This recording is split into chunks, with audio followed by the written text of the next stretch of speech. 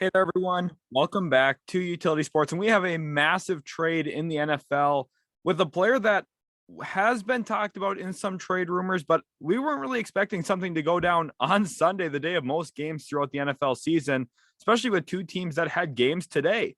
The Cleveland Browns are making a trade with the Atlanta Falcons. And during the season, you don't see a ton of trades in the NFL, especially not on game day.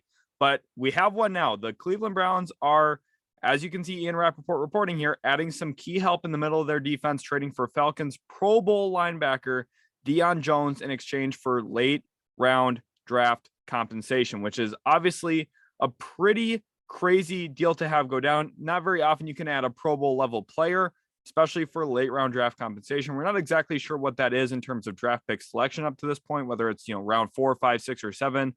Some day 3 pick we'd have to guess up to this point, though. And Austin, as you can see here, Ian Rappaport, talking about Deion Jones, who is on the IR, will be out for quite a while, but he was on a 4-year, $57 million deal, which is part of why Atlanta is willing to move off of him here.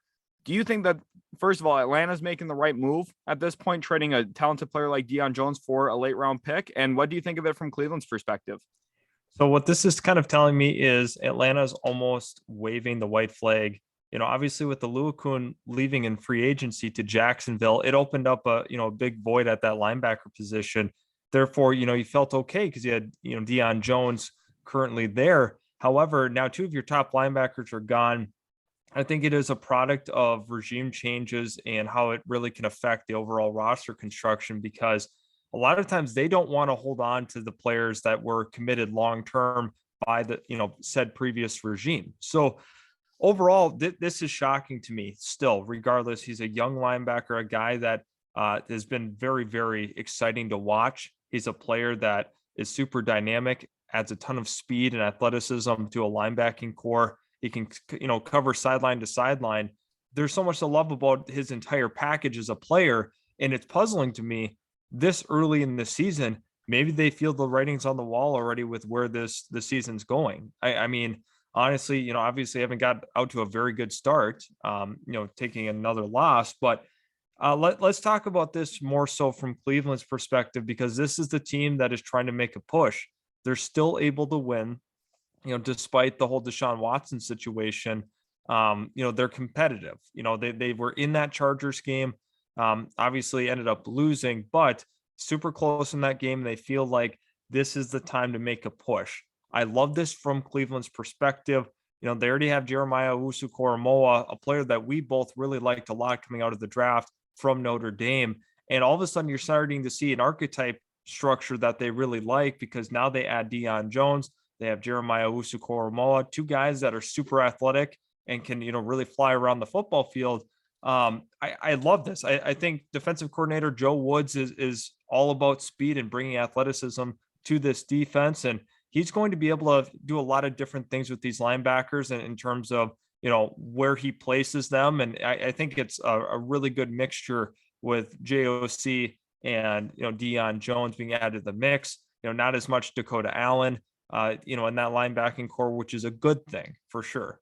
Right. You look at this team too. You look at Kevin Stefanski, where he came from, his tenure in Minnesota. For his time there, he was looking at Eric Kendricks and Anthony Barr as the linebacker duo. Again, athleticism at the linebacker spot.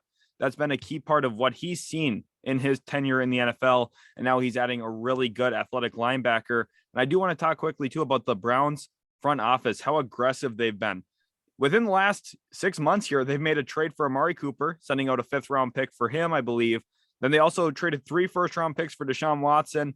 And now they send out another draft pick here, potentially more than one pick, in a deal for Deion Jones. So you're looking at a lot of draft picks going out the door. But Austin, when you look at wide receiver one, Amari Cooper, new linebacker one, Deion Jones, once he's healthy, and presumed QB one, once he comes back from his suspension, Deshaun Watson, do you like the totality of the Browns moves and all the talent that they've added in via the trade? Yeah. I mean, when you look at it on paper, it looks great. Now, I think they're kind of taking more of the Rams approach here. We're going to trade for talented players that are currently available in the market, and we don't really care what draft pick compensation we have to give up. That's the smart move, in my opinion. Definitely, you're pushing a lot of your chips forward here. However, I think it's going to be worth it for them. Deshaun Watson is a super talented quarterback still, and still could be one of the best in the NFL when he does come back. Deion Jones could play at a Pro Bowl level still in his career. I think this makes a lot of sense. They got Amari Cooper for so cheap as well. You're adding a lot of talent to a roster that, was definitely in a transitional phase, but I think Kevin Stefanski is going to have this team coached up right. They've been more competitive than I think either of us pegged them to be without Deshaun Watson. This is a good football team in a very, competitive division. So I think there's a lot on the table for the Browns here. Right. If Deion Jones even helps you in one, maybe two games toward the end of the season, you could say that this trade is a win for them. And I think that's really the perspective they're taking here. And it definitely does bolster their roster in a significant way. Now, it comes with a significant price tag in terms of the salaries. I'm not sure exactly how much of that will be dead cap for Atlanta, but just looking at the current situation here, Cleveland, they're upping their pay price right now. They're going to be spending a lot on this current roster, but if they're winning games, it's well worth it. Hopefully you guys did enjoy today's video. If you did, make sure to leave a like. Also subscribe. Let us know in the comment section what you think about this trade.